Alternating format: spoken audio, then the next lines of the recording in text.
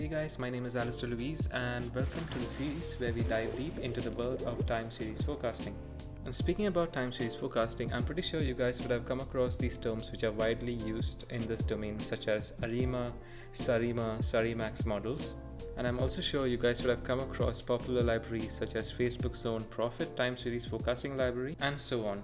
And I promise that we will be going through these concepts in detail in future sections of the series. And in order to reach that stage and be a complete master of this domain, it is necessary for us to be familiar with all the mathematical concepts and the fundamental theory which surrounds this topic.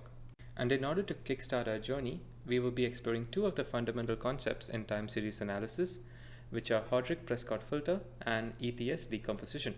And just like my previous videos, all of the concepts and theories that we go through in today's video will have its accompanying code examples. And in order to illustrate the theory, we will be using the following libraries, which are stats models, pandas and numpy, and plotly for visualization. So without any further ado, let's get started. Let's install these required libraries and import them. Before we go ahead and understand the Hodrick-Prescott filter in detail, it is important for us to understand some of the fundamental properties of time series data. So let's look at some of the plots and discuss some of the important terms when it comes to dealing with time series data. So let's start with trends. So time series can have trends, and in this plot we can see that there are three different parts with three different trends. In the first part we can see an upward trend where the slope is positive and the graph is moving in an upward direction. In the second part we notice a horizontal or a stationary trend where essentially the graph is neither moving up or down. And in the final part we can see that the graph goes down and it follows a downward trend. So when it comes to working with time series data, it could have just an upward trend or just a downward trend or a combination of it goes up and then it goes down, or it could just be a stationary trend and so on. All you need to know is that when it comes to working with time series data, it will always be accompanied with some sort of trend. Another possible component that a time series could have is seasonality. And seasonality is just a repeating trend. In this example, you can notice a peak in the sales every 3 months, and then there's a drop after 2 months following this peak. And this repeating trends that we have noticed is called seasonality, and it's an accompanying factor in most of the time series data that we will work with. If you look carefully at this plot, you can see that the overall sales seems to be increasing when compared from January to December, so there's an overall upward trend noticeable in this plot. And we'll talk about this in more detail when we discuss the ETS decomposition section of this video. And lastly, we have the cyclical component. Cyclical component is basically trends with no set repetition. In this example, you can see that over the years, initially it goes down, then it goes up, then it goes down, then it goes up, and there is no fixed pattern or a repetition cycle in this example. This is the case with many real-world examples, where we cannot say that a specific pattern repeats itself over the course of time. And unlike the previous example, where we notice a trend going up followed by going down and this pattern repeating itself, in this example we see that there are no such patterns, and we can call this the cyclical behavior, where we have no trends in a specific period. So before we move on to the filter, let's just summarize the three different components of time series data, which are trends, cycles, and seasonality. Cool, alright, so let's begin with the Hodrick-Prescott filter. So the Hodrick-Prescott filter that we were building up throughout the video essentially tries to separate a time series into the trend component and a cyclical component. We have seen what a trend component and a cyclical component looks like in the previous section of this video. When we lay it down in mathematical terms, let's say that we have a time series which is denoted by y sub t is split into a trend component, let's say tau sub t, and the cyclical component, which let's say it is c sub t. So it essentially tries to find the trend component and a cyclical component from a given data source. And these components are identified by minimizing the following quadratic loss function.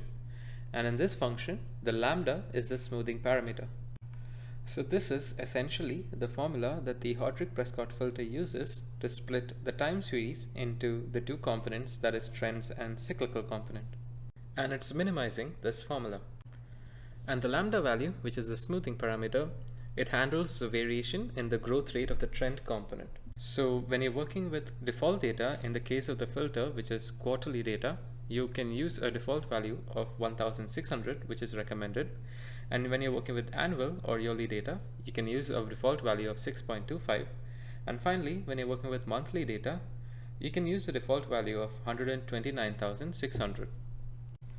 So let's go ahead and implement the Hodrick-Prescott filter using the stats models library.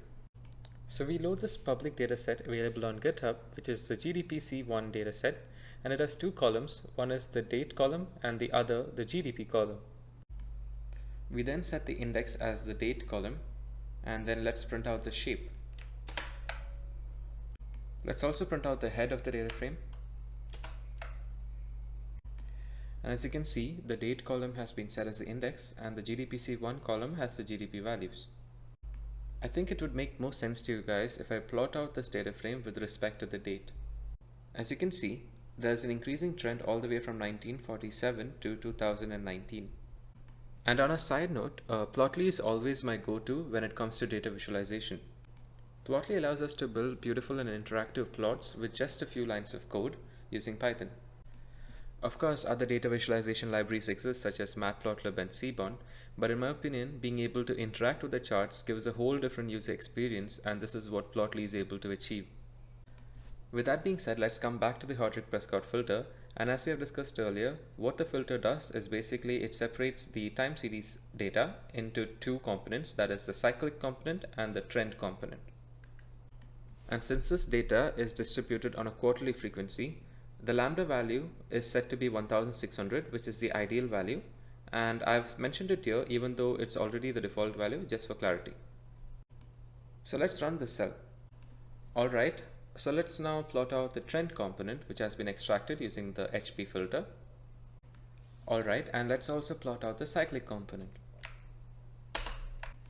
As you can see, the Hodrick-Prescott filter does a pretty good job in capturing the increasing trend present in the time series data, and it also has extracted the randomness that is present in the time series.